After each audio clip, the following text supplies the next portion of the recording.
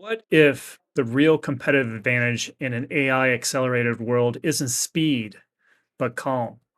In 2026, leaders who can slow the human system while technology speeds up will win trust and loyalty of top talent.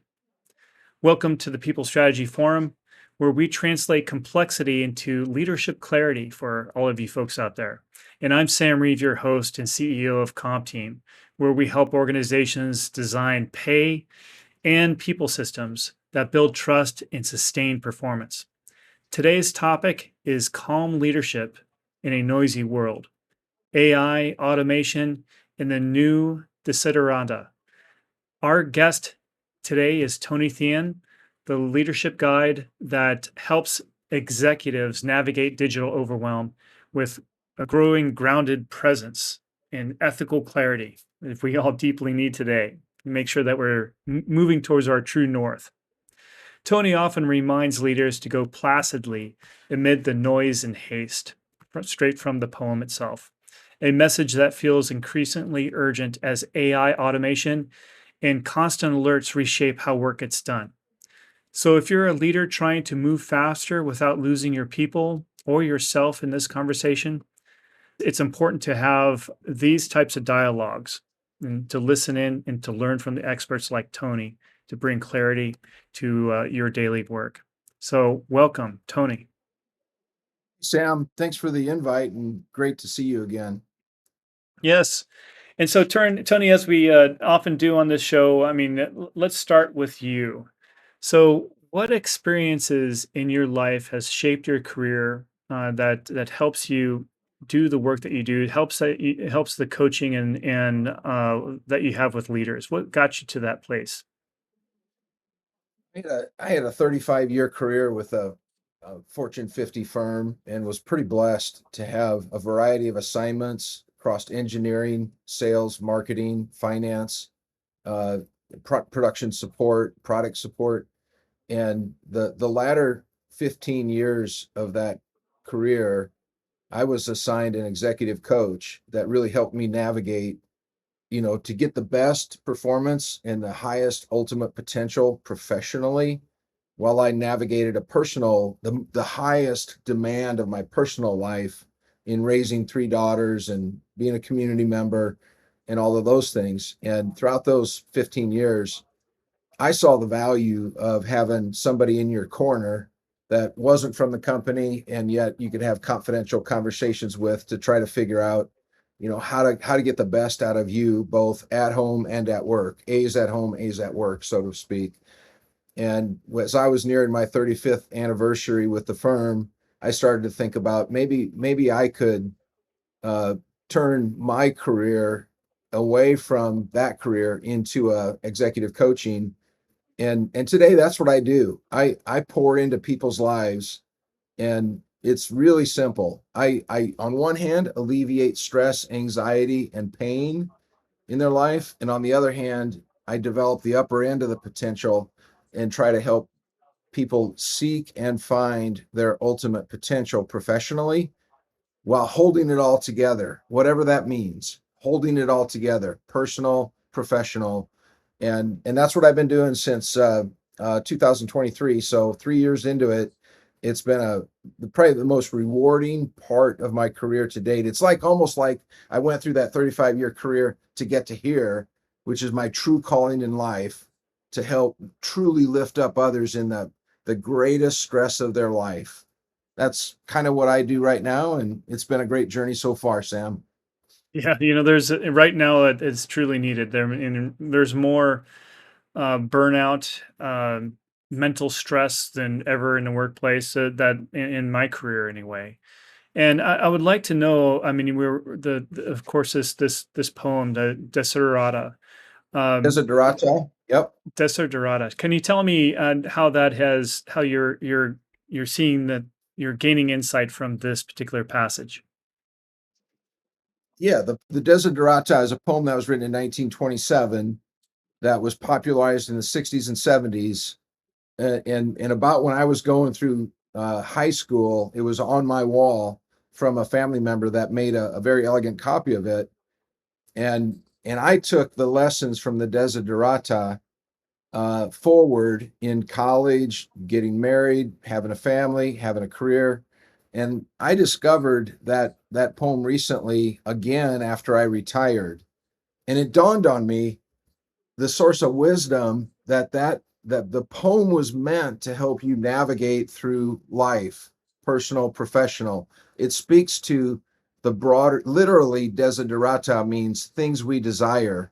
And that's the title of my book that uncovers 30 values inside the poem. Values like calm, peace, serenity, contentment, happiness, prudence, wisdom, 30 individual values that this poem has spoken to people throughout the generations. Carl Sagan, Oprah Winfrey, Morgan Freeman, other people around the world have sought this poem out as a means of finding a reasonable way to navigate the world.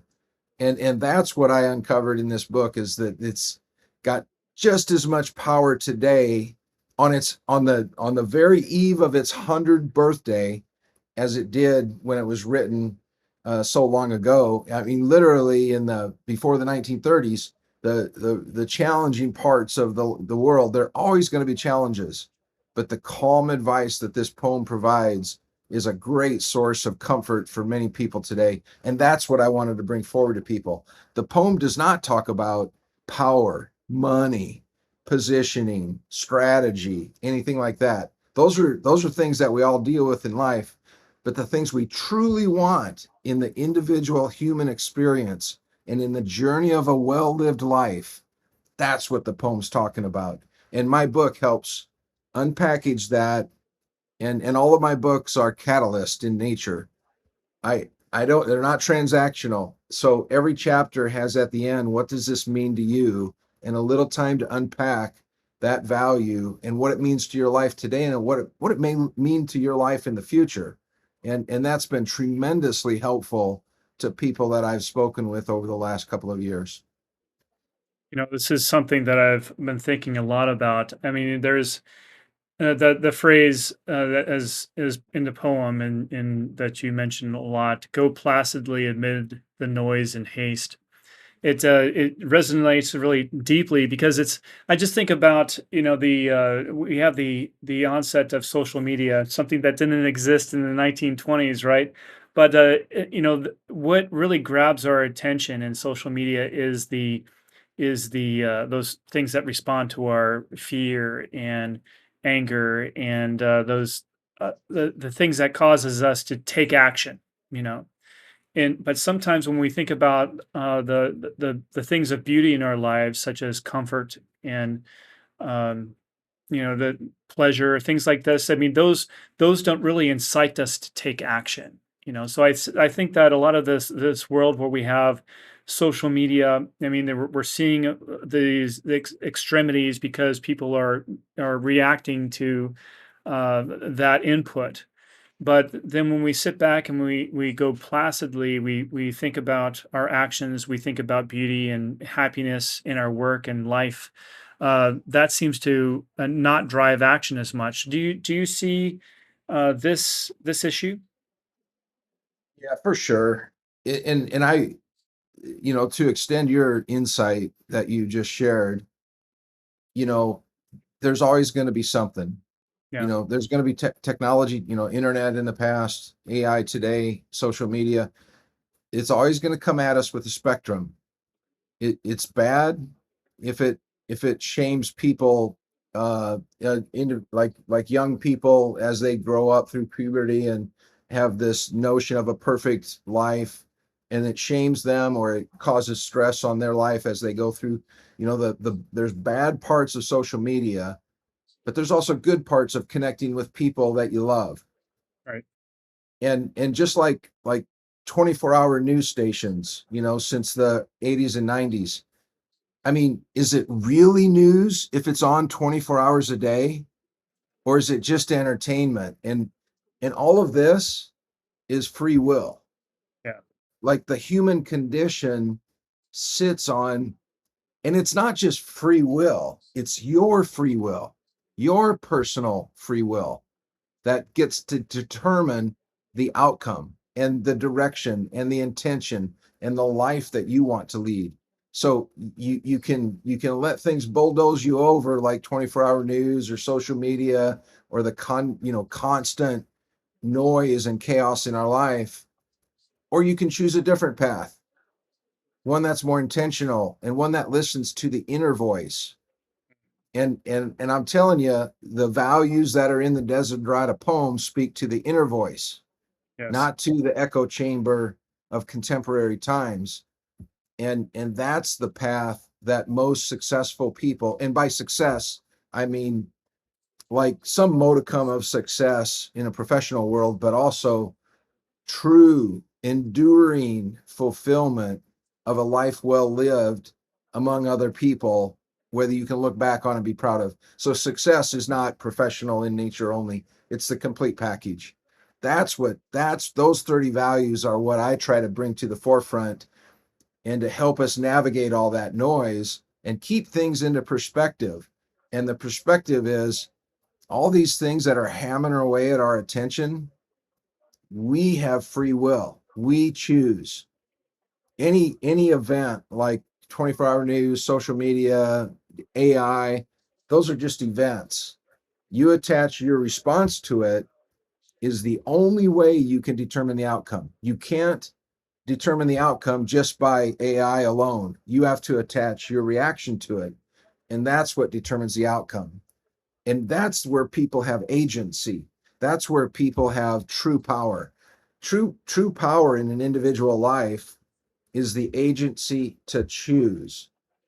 And I'm my work is trying to calm down the noise, focus on what's important, and put together a plan to shape the future in a way that you'd be proud of, in a way that inspires and motivates you, and it's a life that you want to lead.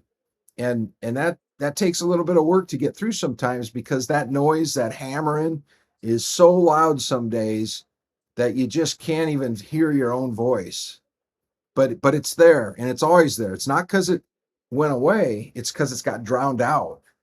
Hmm. So getting back to those core principles, getting back to what really matters in people's life, and that's a real job. It's a lot of stress around the world and a lot of challenging situations, but it's worthwhile. It's worthwhile to find that inner voice as you start to chart your own path in the future. Okay, well, I'm a true believer that of course these we need to make that choice when we see that information, or that we're scrolling through social media, or we're seeing the news and the sensationalism, that we need to make a choice to really decide how we're going to consume and react to that information. But I think there's a big change in mindset that many executives need to go through. Many executives equate calm with complacency. So, how do we reframe calm leadership as a source of strength, speed, and ethical clarity in this noisy world? I view it as more of a like an emotional maturity aspect, and you do rise above all of the things that come at you. uh, Being calm is not you hit it. It's not being complacent. It's being intentional Hmm. and defending values that are worth defending, and making sure that you thoughtfully respond in the moment to what's necessary. And that's the pebble in the pond or the rock in the pond. If it's a big thing, you might want to gear up for some bigger responses. If it's a small pebble, it's a you gauge your response accordingly. But being calm and being, a lot of times the conversation revolves around having a clear-eyed view to the issues that are going on. That clear-eyed view means that you aren't Pollyannish about things. You're not a cheerleader. You're not sidestepping the difficult conversations. You're addressing things as they are, but you're doing so with a clear-eyed view to the opportunity as well as some of the challenges.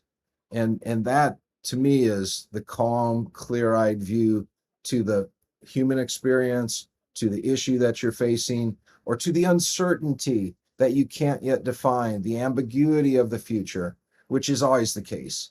It you know, the challenges the world went through on 2000, where we thought that all like computer systems were going to go down because of Y2K.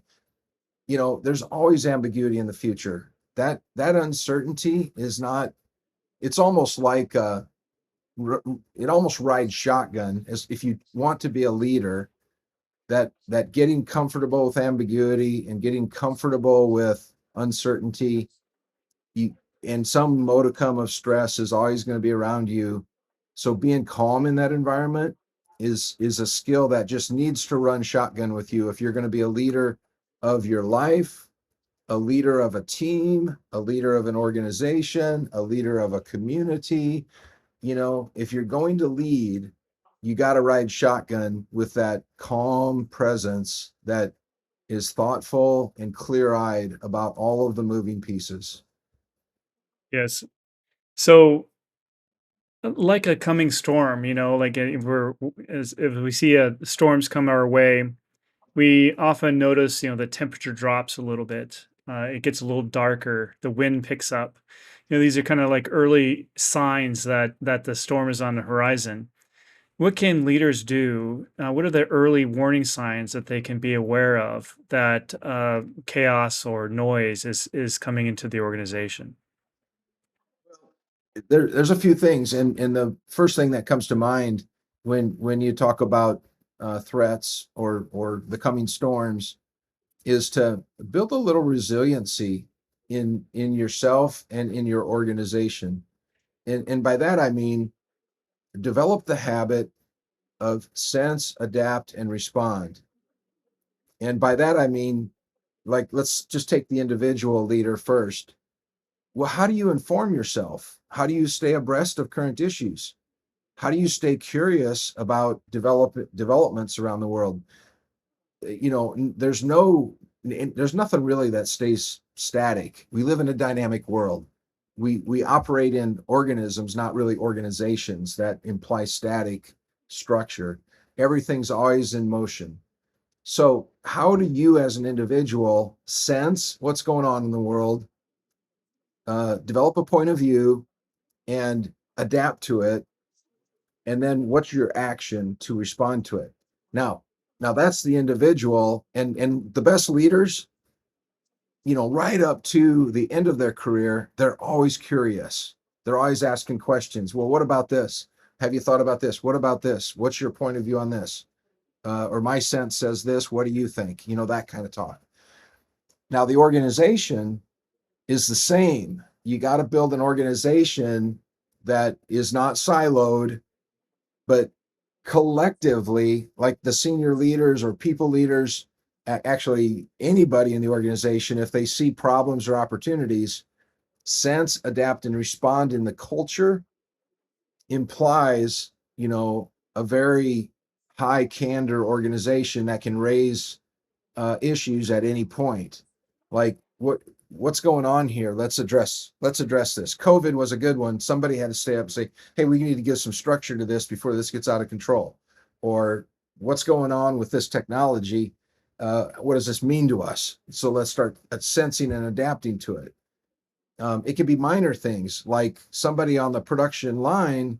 There's a notion of an andon cord, and it's famous from Toyota days. But the notion is any employee in the production process can reach up and grab what they call the andon cord and stop production. The power to stop production in defense of quality is inherent in everybody's job.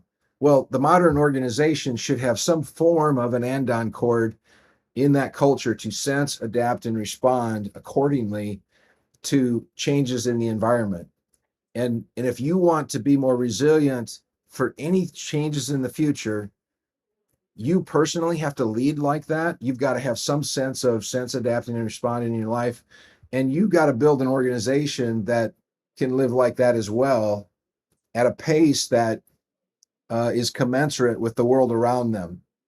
And it's not you as the leader overseeing that. You're in the mix with everybody else to sense, adapt, and respond in that organizational That's when you get 1 + 1 = 5.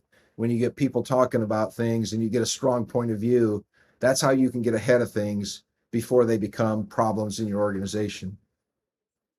Yes. When emergencies happen, right? And some leaders would equate calm with being slow to react.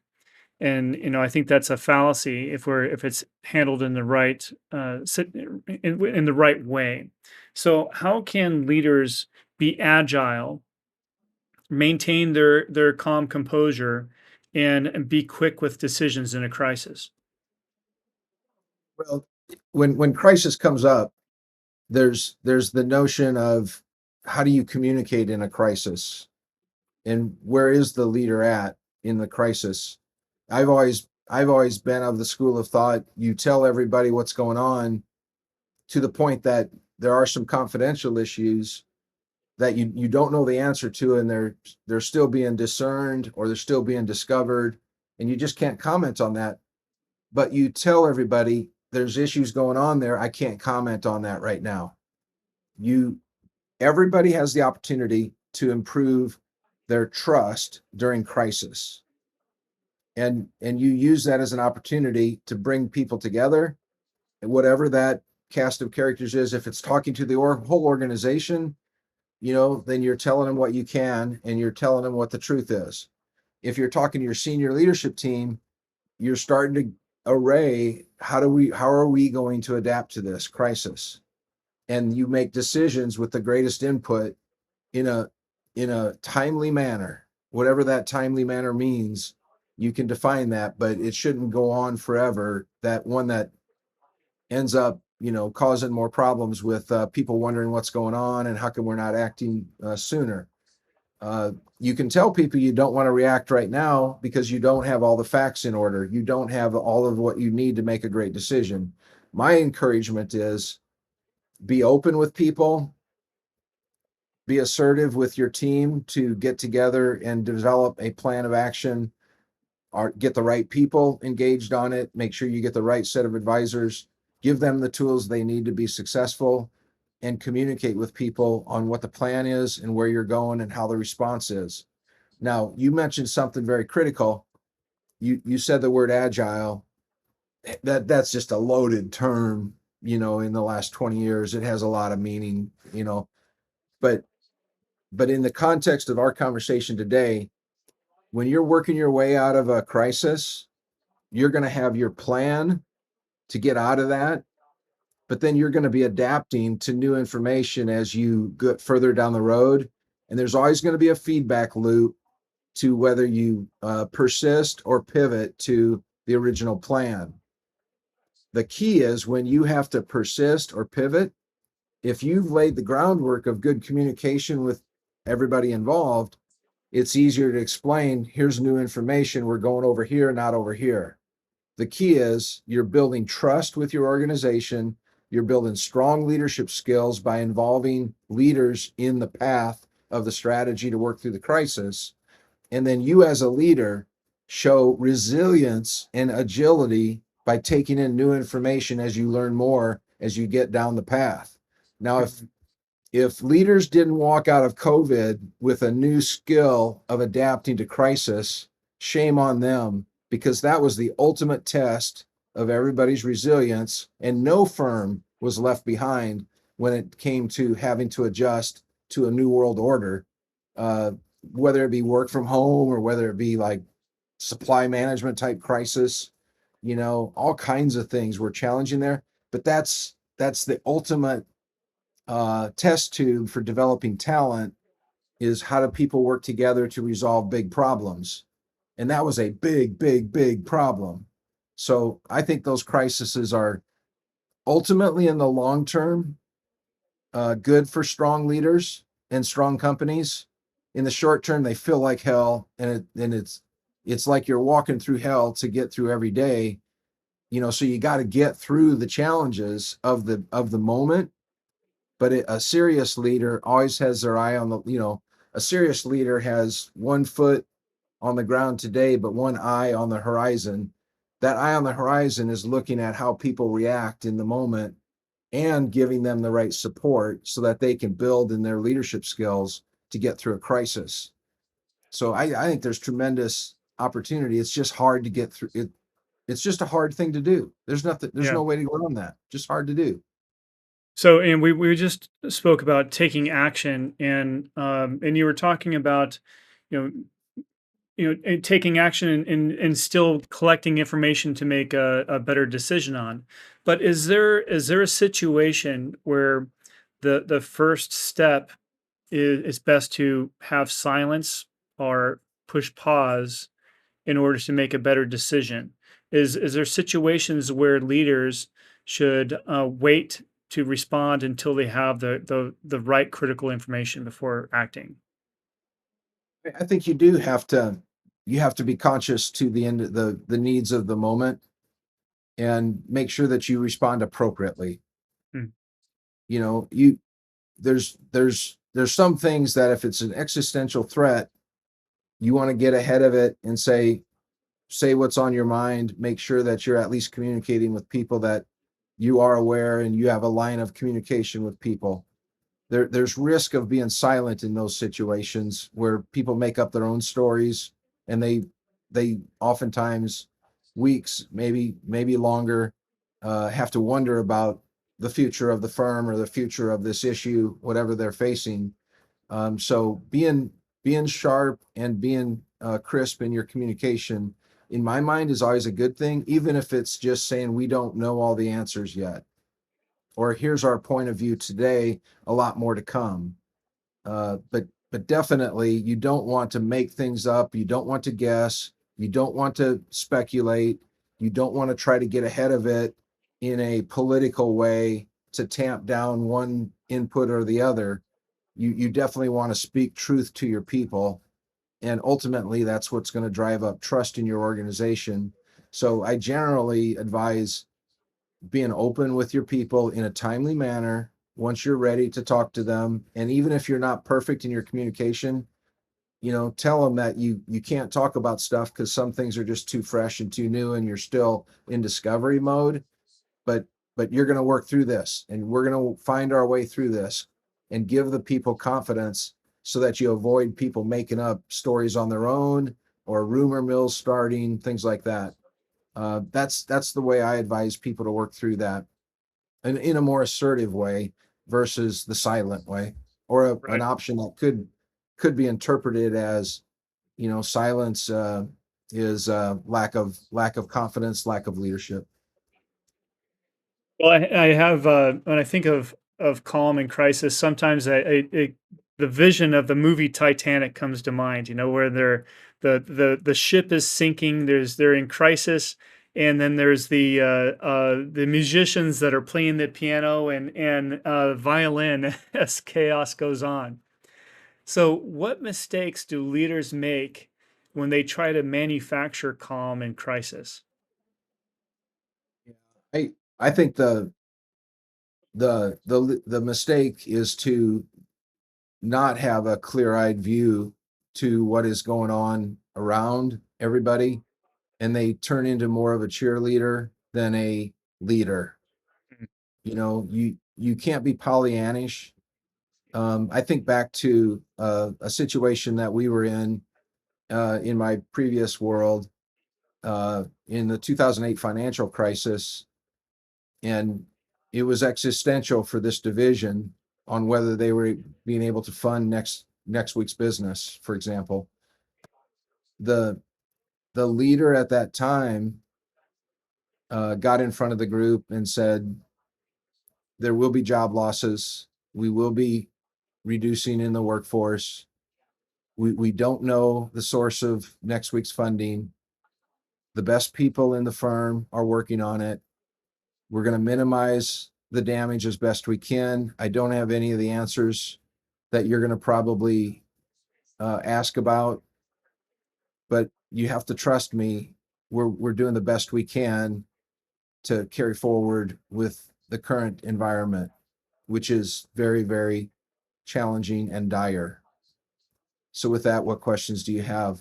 And everybody accepted that as a clear-eyed view to the realities of the current moment.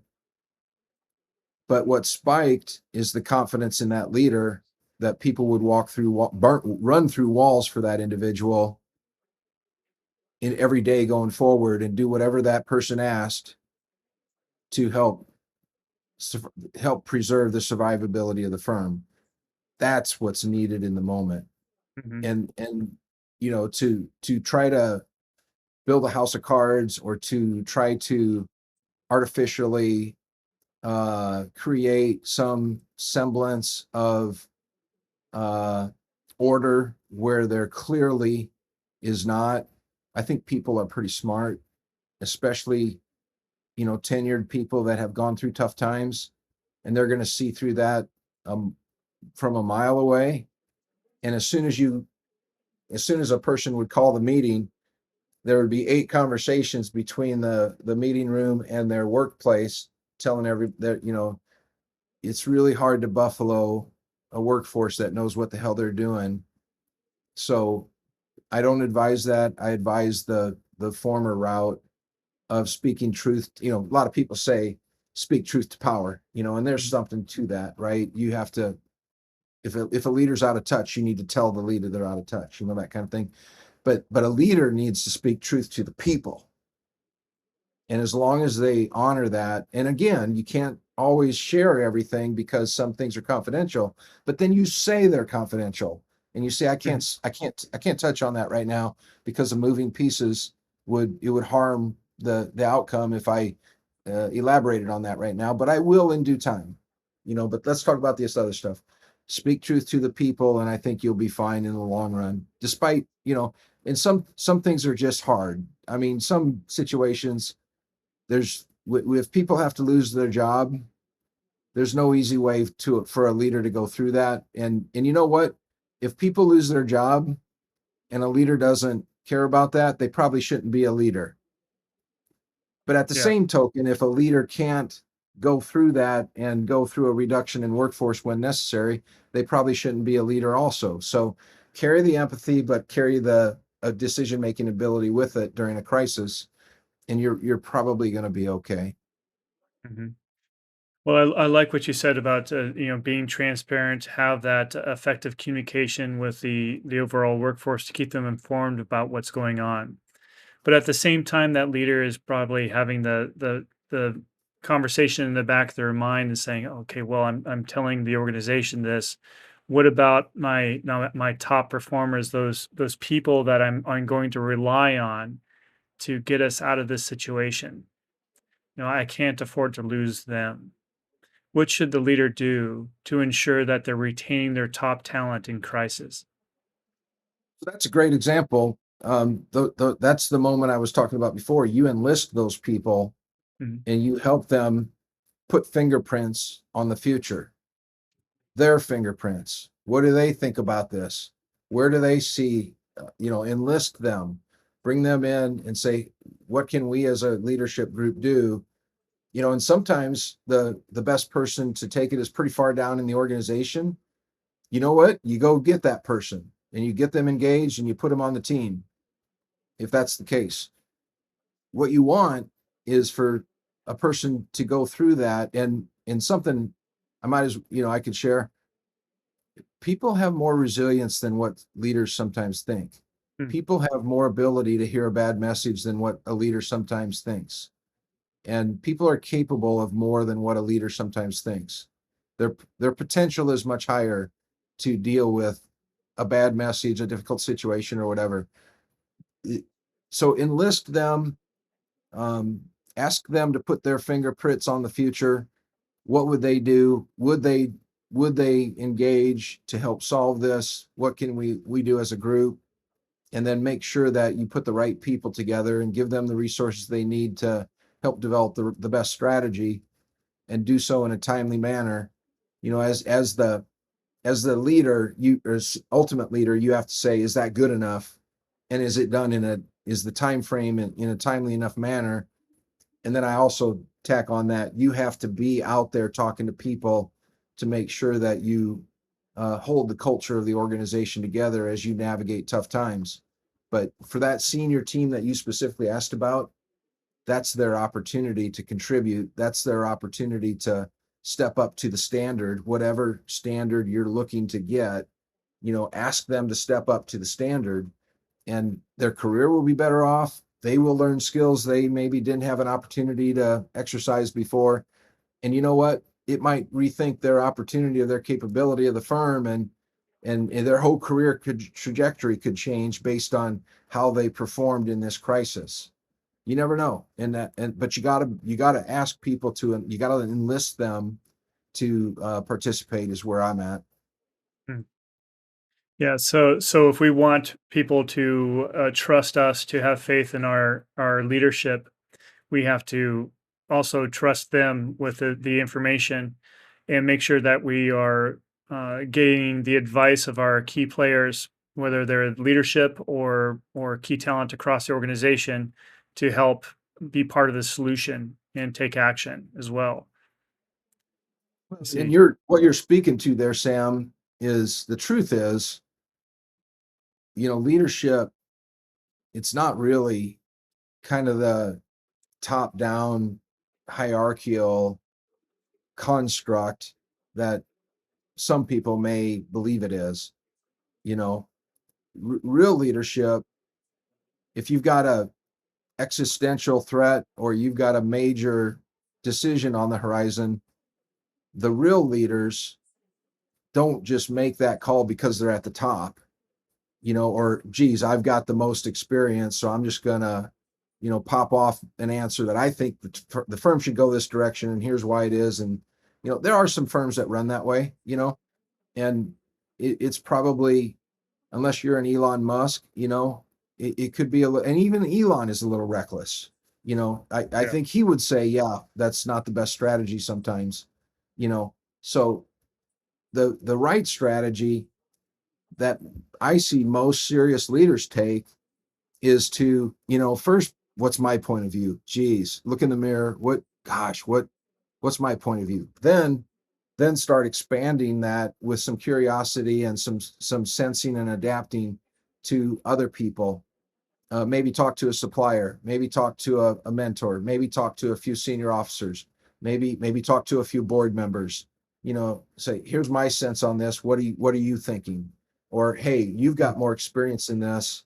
What are you saying? And then what's really powerful is, once you get some bearing on some heading on where you think you should go, get everybody in the room, all the cast of characters that have serious input to this issue. And then where you get 1+1=5 is when the candor of the company is very high and everybody's sharing their positions. And then you share your opinion and all the other people get to hear it, respond to it, and then add to it. And then you get to hear some others and add to it. The high performance teams and all that stuff, people like to talk about. The highest of the high performing teams operate that way, in an environment of trust and sharing of what's going on. And like, it can be opposing parts of the organization, like a marketing or a salesperson might have one viewpoint that's heavily biased towards, revenue growth or sales or market share, while a production or an engineer or somebody that makes it, that might be more concerned with efficiency and things like that, that are more performance oriented, they might be on opposite ends of the spectrum, but their points of view come together. And that's where you find the value creation, when you draw in those senior officers. So it's a very serious conversation at that point. And if you've done your homework to develop your team appropriately prior to the crisis, like emotional or relationship bank accounts have been managed with deposits and withdrawals, you've got a team that's functioning strong. The time to develop a team is not when you're in a crisis. The time to develop a team is years before you're in a crisis, so that when the crisis comes up, they just kick in. You know, you're 2 steps behind if you think you're in a good spot to start developing your team during a crisis. No doubt the team's going to be better after the crisis, but But as a leader, you don't want to wait for a crisis to develop the team. You got to find Mm. ways to do that beforehand. Yes, contingency planning, preparation, and training, right? So keeping that in mind as we go through these crises, so we know how to react, so we're not caught in the headlights of the car, as you could say, right? So taking action, thoughtful action. So, Tony, as we think of the past few years, the change has been one of the key drivers of business. It's just things are just changing, and some experts say that it's just going to the pace of change is just going to continue on in the years ahead. So, how should leaders be framing? What is the most important thing that they should be thinking about amid all this change, in that you would coach your leaders to do?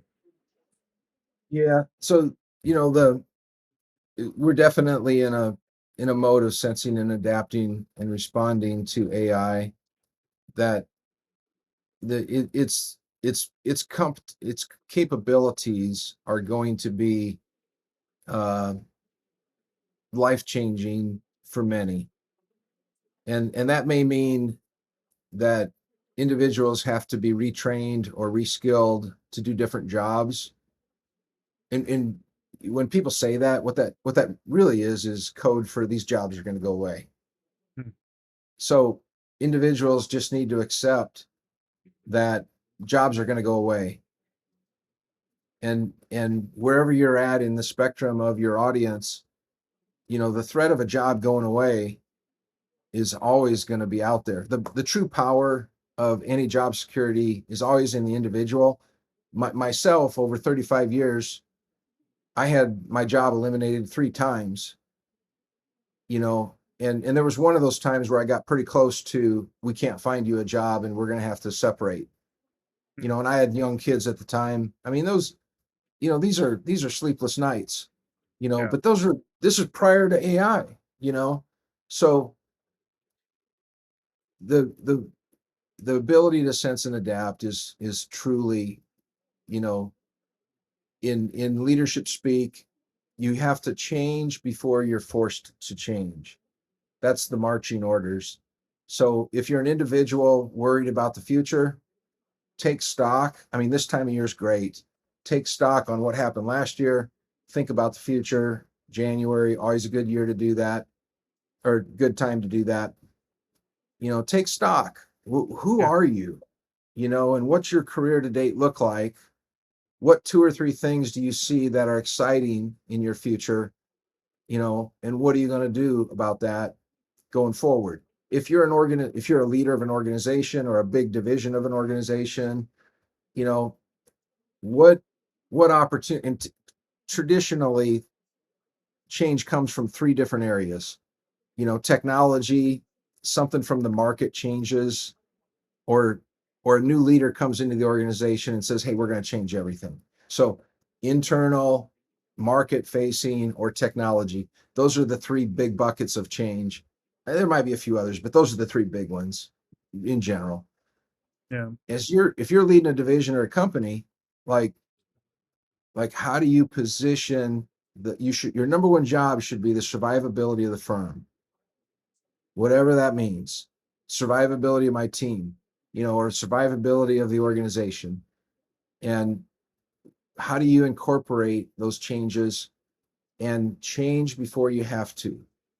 You know, people get boxed into the most painful changes I've seen, whether they be personnel related changes, whether they be strategic changes. The most painful ones are the ones that were delayed or deferred by months or years from when they should have been made.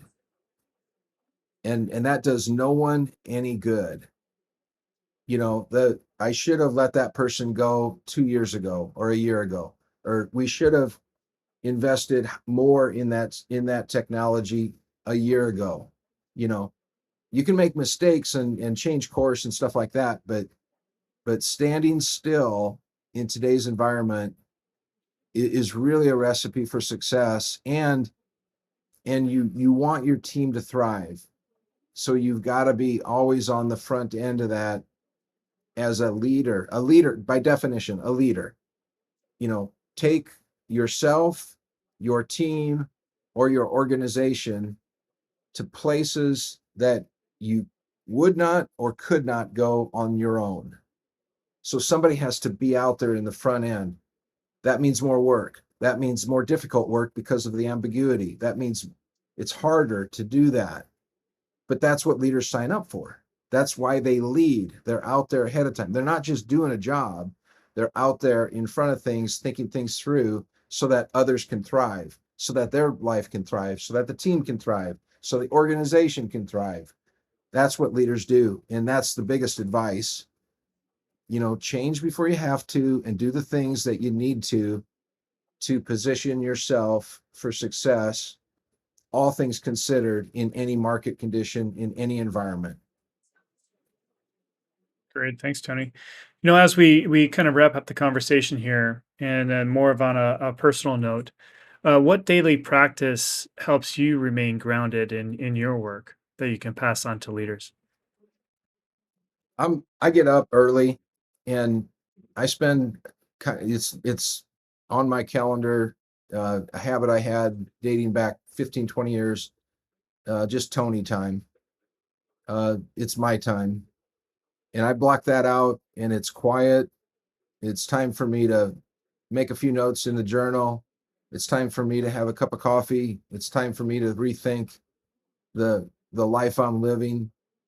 It's time for me to take a glance at what happened yesterday and what's coming up today. It's just a time for me to reflect. And sometimes it's just how grateful I am for all the blessings I have in my life, and lift up other people, like reach out and, be the light in their day. But that hour of power, that time that I reserve for just me to think before the chaos or the noise or the external engages, that's incredibly powerful part of my life, and has been for a long time. And I was gifted the need for me to do that years before I really needed it, by a serious senior leader who forecasted that for me, you know before the full demands of my family hit, with evening activities and weekend travel and stuff like that. Before the full demand of my professional career set in with some senior leadership roles, the habit of listening to your internal voice and the discipline of dedicating some time during the day to giving space for your voice to be heard is a superpower in today's world. Yeah, that's really wise. I mean, taking that first moment of your day to really ground yourself, to put your roots in the ground so that you can stand sturdy for the rest of the day, for sure. Well, today we reframed leadership for 2026.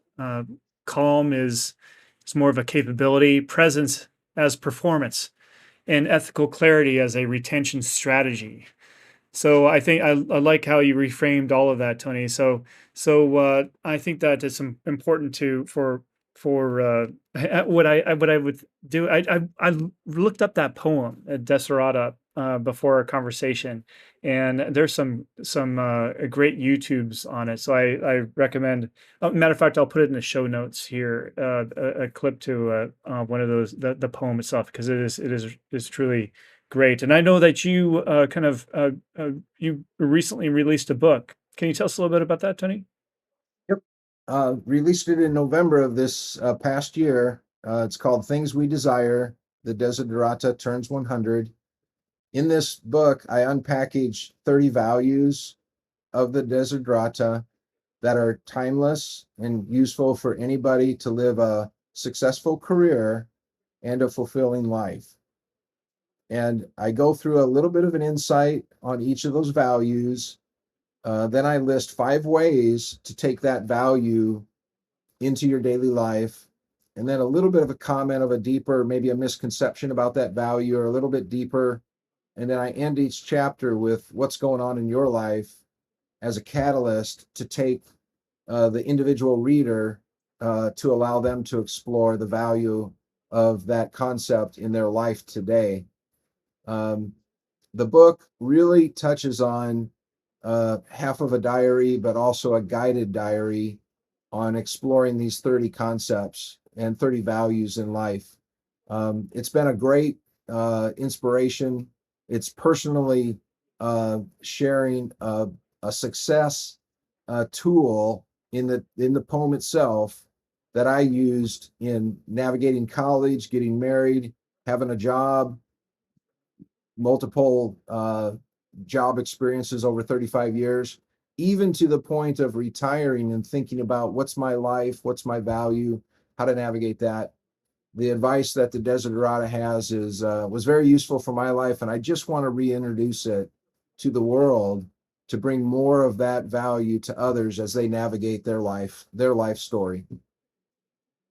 Yeah, so thanks, Tony, for doing that. I mean, those great authors in the past that have or poets that have brought these very meaningful words that have reflected, that have impacted all of our lives, and especially, as you know, of course, this one on your life. I mean, it's great to celebrate that, and thank you for writing that book and for reminding us that in a noisy, automated world, calm leadership is not a retreat; it's a responsibility, it's a strength. So, thank you for that. You're welcome, and thank you, Sam, for what you do. Make a better world, man. Will do. All right, and for our listeners out there, if this episode has helped, please subscribe, rate, and share with a colleague. And choose one way this week that you can lead with calm instead of haste. And we'll see you next week on the People Strategy Forum. Right? Take care, everyone.